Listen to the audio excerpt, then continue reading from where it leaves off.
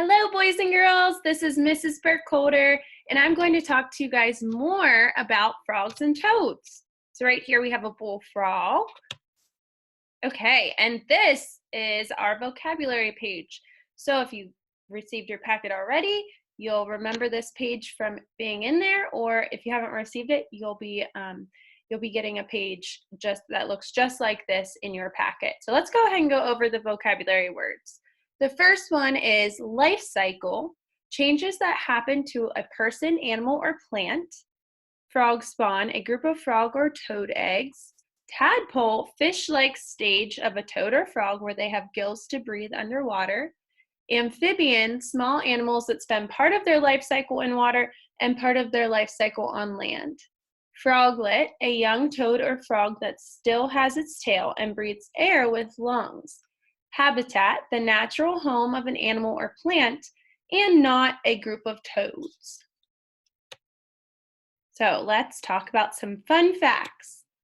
Frogs and toads are actually called what? It's a vocabulary word. Take a guess. Amphibians. So amphibians are animals that live part of their life in water and then the last part on land.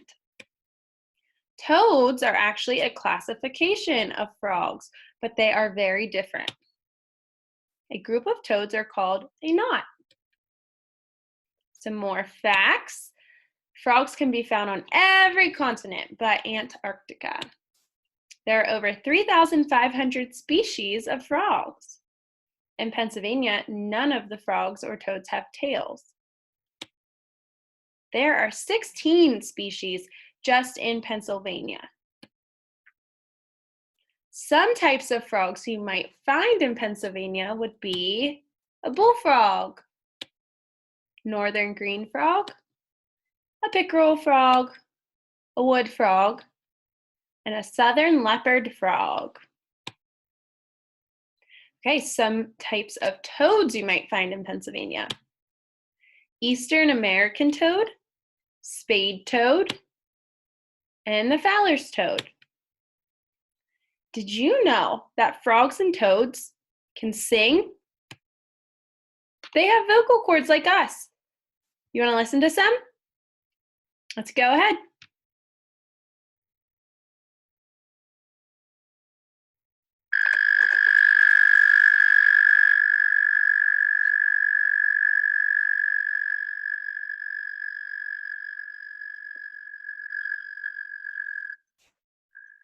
So this is the Eastern American toad, and he's singing in Pennsylvania.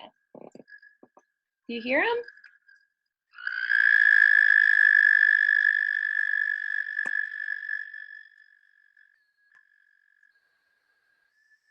It sounds like he might be singing to some friends. Do you hear his friends in the background? All right, yes, that's really, really cool. I didn't know that. I knew they could ribbit, but I just didn't realize that they had vocal cords like we do. So, habitat of toads. Remember, habitat is where they live. So toads are more likely to be found in lawns and grassy fields. I'll tell you a funny story. I have a garden every single summer, and last year I was pulling weeds out of my garden and I saw something move just out of the corner of my eye, and it seemed pretty big. I thought maybe it was a snake or something, but I jumped and kind of squealed, looked back, and then I went back to look, and it was a toad that was about this big.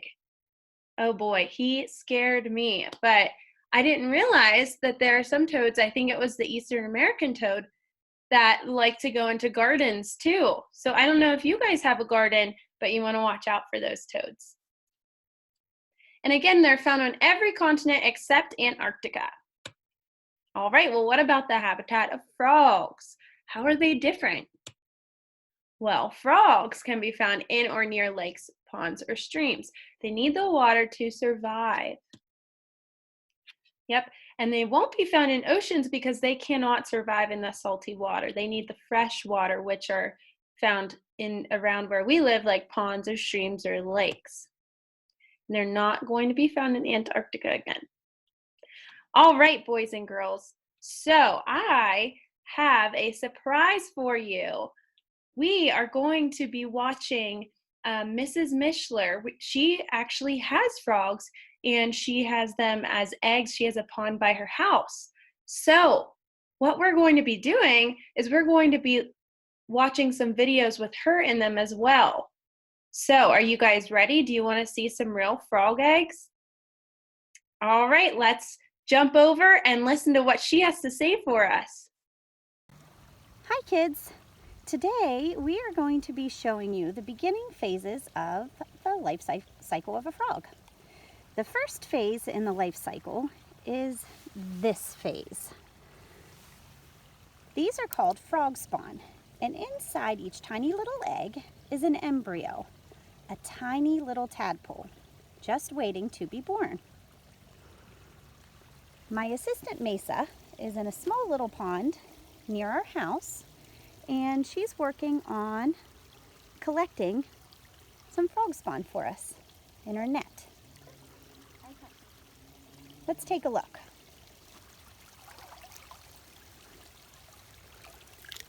That looks great, Mesa. As you can see, the frog spawn is ooey gooey, and inside of each of these little eggs is a tiny little tadpole, just waiting to hatch. So we're going to take. Here's these. You can actually see the tadpoles. Oh, okay, great. Yes, look inside these little eggs. You can see the little tadpoles inside. They're growing. We're going to take our frog spawn back to our house in a bucket that we brought along that we're going to fill up with some water. Here's our bucket.